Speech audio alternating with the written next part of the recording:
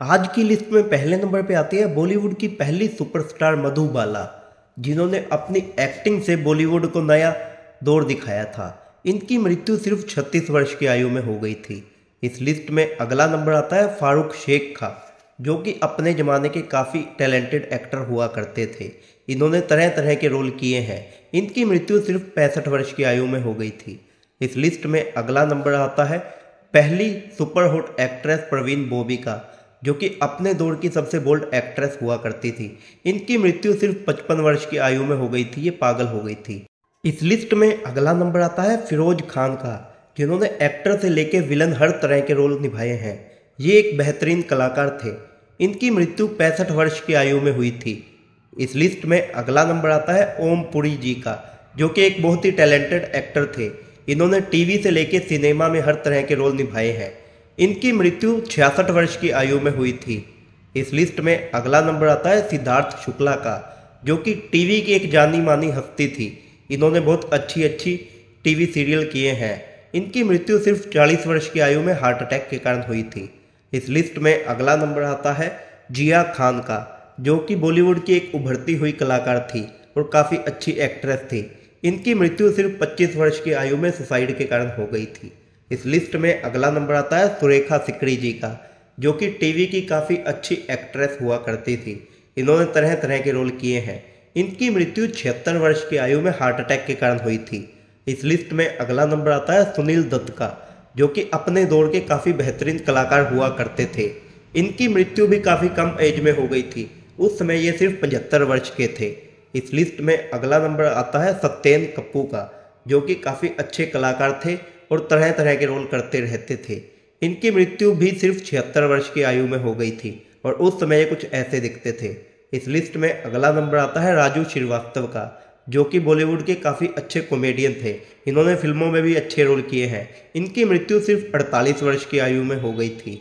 इस लिस्ट में अगला नंबर आता है शम्मी कपूर का, जो कि 70s के काफ़ी पॉपुलर कलाकार हुआ करते थे। इन्होंने बॉलीवुड में काफ़ी अच्छी फिल्में की हैं। इनकी मृत्यु सिर्फ 79 वर्ष की आयु में हो गई थी। इस लिस्ट में अगला नंबर आता है दिलीप कुमार साहब का, जो कि बॉलीवुड के काफ़ी अच्छे कलाकार थे। इन्होंने बॉलीवुड में 40 साल तक राज किया है। इनकी मृत्यु 98 वर्ष की आयु में हुई थी। ये काफ़ी बुजुर्ग भी हो गए थे। इस लिस्ट में अगला नंबर आता है राज कपूर का, जिन्होंने बॉलीवुड को इस मुकाम तक पहुँचाने में सबसे अहम भूमिका निभाई है।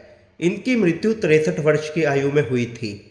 इस लिस्ट में अगला नंबर आता है मैक मोहन का, जिन्होंने बॉलीवुड में काफ़ी विलन के रोल किए हैं और इनकी एक्टिंग अलग ही होती थी।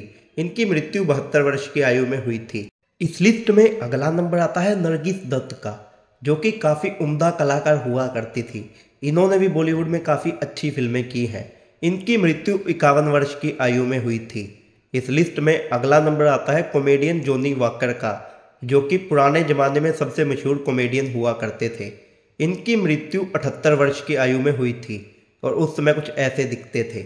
इस लिस्ट में अगला नंबर आता है अभिनेता राजीव कपूर का, जिन्होंने बॉलीवुड में काफ़ी अच्छी फिल्में की हैं।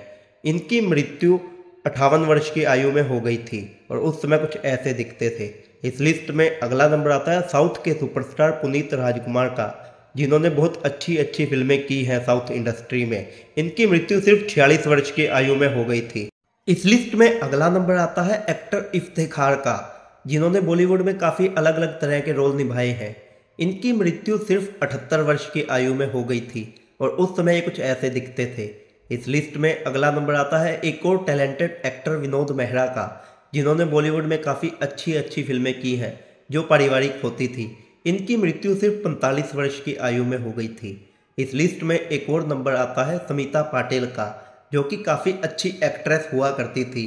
अफसोस इनकी मृत्यु काफ़ी कम उम्र में हो गई थी और उस समय ये सिर्फ 31 वर्ष की थी।